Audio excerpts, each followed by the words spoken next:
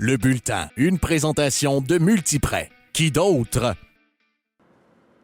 Au menu cette semaine, on s'entretient avec un ancien entraîneur-chef de la Ligue junior majeure du Québec qui dirige maintenant une équipe de hockey, Division 1, les Filons de Thetford Mines qui connaissent toute une saison.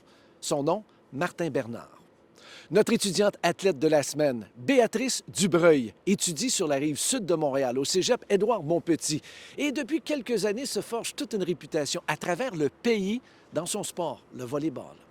Et en terminant, on vous parle d'un sport qui est de plus en plus populaire dans certaines régions du Québec. Un sport, un mélange de danse et de gymnastique. Je vous parle de cheerleading. Les équipes de cheerleading se préparent pour leur prochaine compétition d'envergure qui aura lieu le 17 février prochain à Trois-Rivières. Entre-temps, les cégeps s'entraînent intensivement, au moins 2 fois par semaine, d'une durée moyenne de 90 minutes par entraînement, tout cela pour préparer une routine de 2 minutes 30. Nous nous sommes déplacés cette semaine au cégep Maisonneuve à Montréal pour assister à l'entraînement des Vikings qui se préparent pour une petite compétition amicale en fin de semaine. Effectivement, on a habituellement 4-5 compétitions maximum dans une saison. Donc, c'est beaucoup de préparation pour un petit moment. Donc, une petite routine de 2 minutes et demie. Donc, c'est très, très rapide. Mais c'est ça, on s'entraîne fort quand même 2 fois par semaine pour se préparer à ces compétitions-là. Une douzaine de cégeps vont s'affronter lors de la compétition du 17 février à Trois-Rivières, dont certaines équipes seront à surveiller. Et les gros cégeps, là, je te dirais que Sainte-Foy sont assez forts, Garneau sont assez forts aussi. En ce moment, les grosses équipes sont beaucoup dans le coin de Québec. Ils ont des programmes assez solides, puis le scolaire est très développé dans le coin de Québec. Eux, ils ont beaucoup d'écoles secondaires qui ont des programmes de cheerleading qui partent du secondaire 1 jusqu'à secondaire 5, puis après ça, ils rentrent au collégial, puis sont très, très préparés. Nous, on a quand même beaucoup de nouveaux athlètes. Il y en a qui arrivent, qui n'ont jamais fait de cheerleading. On essaie de les former un peu. Il y en a qui ont de l'expérience en gymnastique, puis qui font un petit changement de champ, si on veut. Puis, évidemment, on en a qui sont plus expérimentés, mais la grosse compétition, je dirais, est dans le coin de Québec. Donc. En terminant, je devais absolument poser la question à l'entraîneur-chef des Vikings, Jean-Michel Bourdage. En regardant de plus près les statistiques, le cheerleading est un des sports les plus dangereux.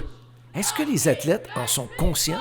C'est un sport dangereux, donc veux pas, le but, c'est pas nécessairement de se rentrer dedans comme au football. Le but, c'est pas de se blesser, mais c'est un sport dangereux. On fait des projections quand même assez hautes dans les airs. Quand on essaie des nouvelles habiletés, c'est pas nécessairement des choses qu'on a déjà pratiquées. Donc, dans ce temps-là, on a des casques de mousse. Donc, quand on essaie des nouvelles habiletés, des casques de mousse au cas où il y a quelque chose qui se passe mal, des petits coups, un coup d'épaule à la tête. Sinon, on a toujours des spotters, des pareurs externes qui, quand on va essayer une nouvelle habileté, bien, ils vont rester autour au cas où que la voltige passe par-dessus ces bases, viennent pour tomber au sol. Donc, on essaie de mettre le plus de mesures de sécurité en place possible pour éviter les blessures, évidemment. Mais veux pas, c'est un sport physique. C'est assez difficile comme sport. Vous connaissez un ou une étudiante qui pourrait devenir notre athlète par excellence de la semaine, l'athlète Multiprêt, et remporter une bourse d'études de 1 000 $? C'est pas compliqué. Écrivez-nous à l'adresse au bas de l'écran et donnez-nous tous les détails sur cette athlète. Et qui sait, peut-être, on va aller la rencontrer.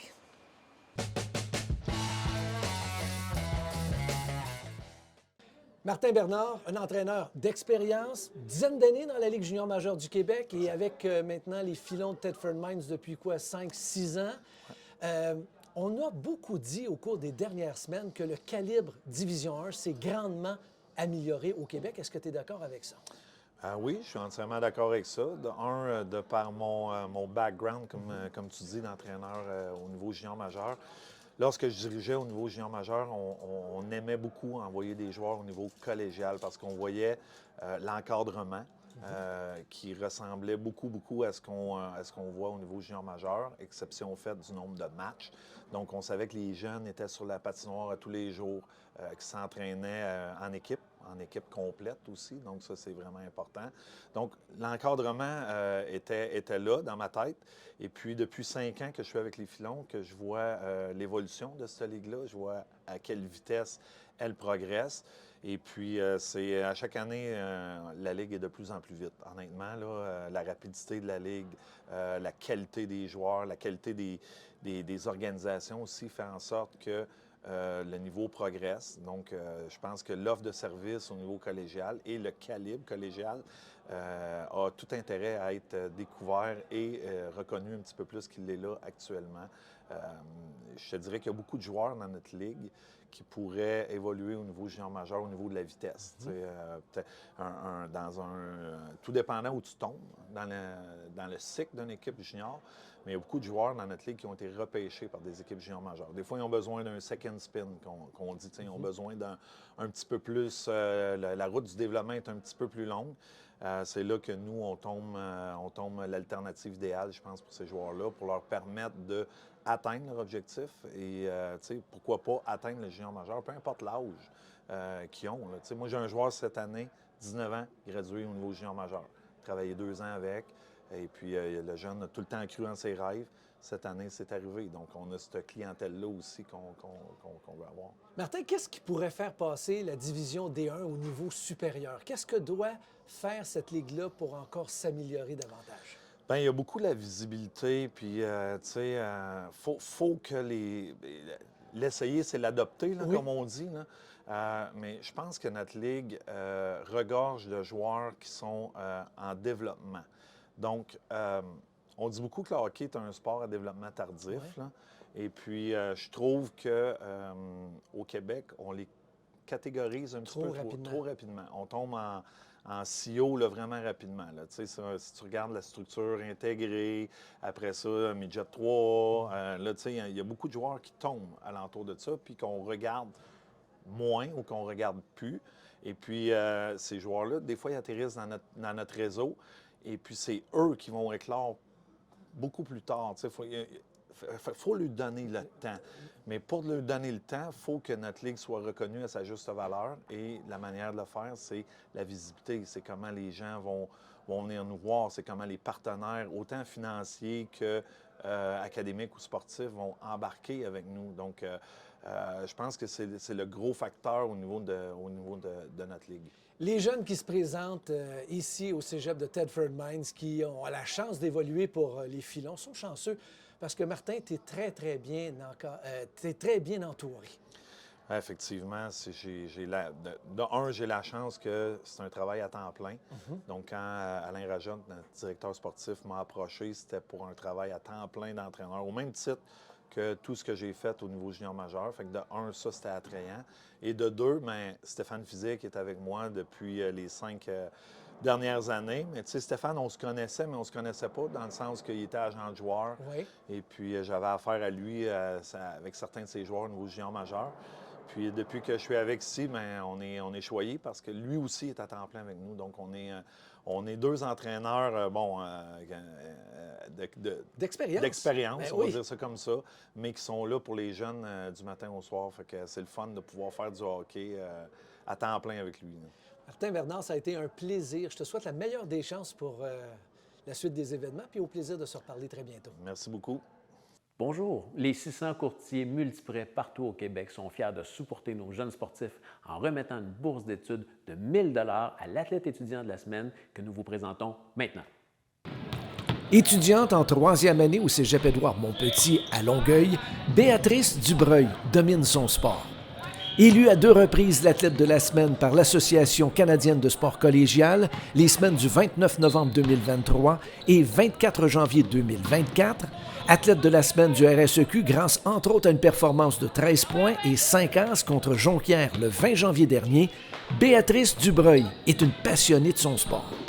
Le volleyball parce que l'esprit de famille que tu retrouves au volleyball, c'est que j'ai fait plusieurs sports, j'ai joué au soccer longtemps quand j'étais jeune, puis autant que j'ai beaucoup aimé ça, c'est pas le même sentiment, autant de la compétitivité et le sport en tant que tel que l'esprit de famille et tout ce qui entoure le volleyball. C'est vraiment quelque chose que je suis pas capable d'aller trouver ailleurs dans ma vie. Fait que je me sens vraiment... Tous les jours, je me sens accomplie quand je joue au volleyball. Puis c'est ce qui m'apporte le plus de bonheur dans ma vie tous les jours aussi. Sa passion est contagieuse. Béatrice a le don de rassembler les gens autour d'elle. C'est probablement l'une de ses plus belles qualités. Absolument. T'sais. Nous, on le remarque beaucoup dans le gymnase. Donc, on le remarque beaucoup dans un accent de compétitivité. Elle, ça va mal, elle ne va pas se retourner vers elle-même. Elle va essayer d'aider ou de créer quelque chose avec les autres. À l'extérieur, on la voit là, être souriante puis faire des blagues tout le temps. On la voit souvent avec les mêmes personnes, mais après ça, hop, être avec 2 autres personnes qui est moins souvent. Fait que son réseau est très large. Puis c'est quelque chose dans notre milieu qui est important, là, parce qu'on veut pas juste des petites cliques, on veut vraiment que les personnes puissent avoir des bons liens un petit peu avec tout le monde. Béatrice fait super bien ça. Là. Une athlète très spéciale, autant sur le terrain que dans la vie de tous les jours. On n'arrête pas d'en parler entre coach. Là. Béatrice, c'est une compétitive de nature, mais c'est pas juste une compétitive qui veut gagner à tout prix puis qui tourne les coins ronds. Souvent, les super compétitifs vont s'entraîner un petit peu moins bien ou aiment juste la compétition carrément. Béatrice, c'est quelqu'un qui se demande toujours qu'est-ce qu'on fait de plus, comment on s'améliore, comment je peux améliorer mon lien avec telle personne, avec tel athlète.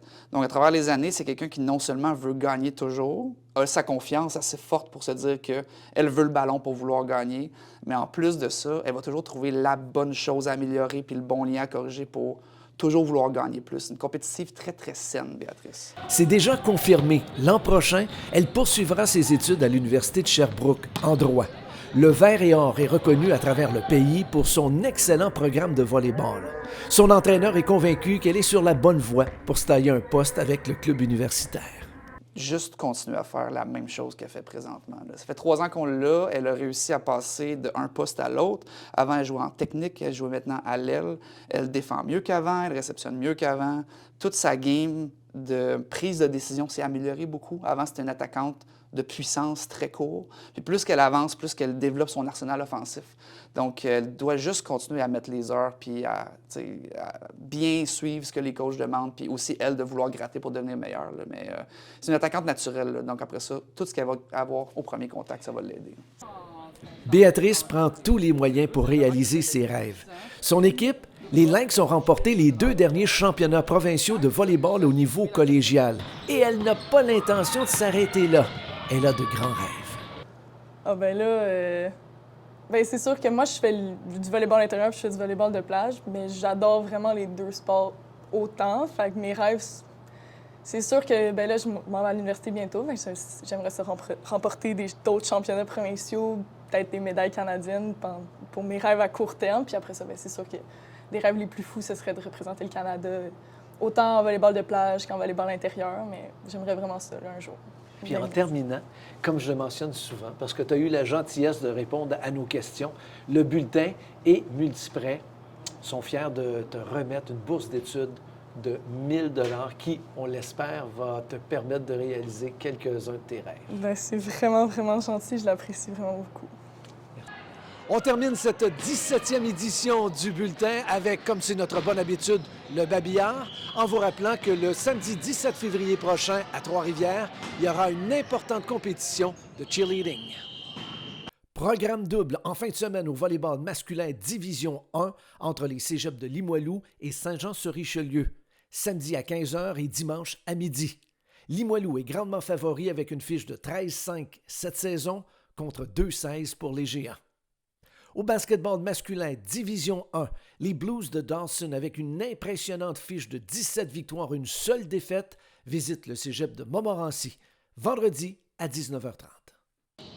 Voilà, c'est complet pour cette présentation du bulletin. Je profite de l'occasion pour remercier les cégeps de Maisonneuve, Thetford Mines et Édouard Montpetit de nous avoir reçus cette semaine. À tous et à toutes, passez une excellente semaine et à très bientôt.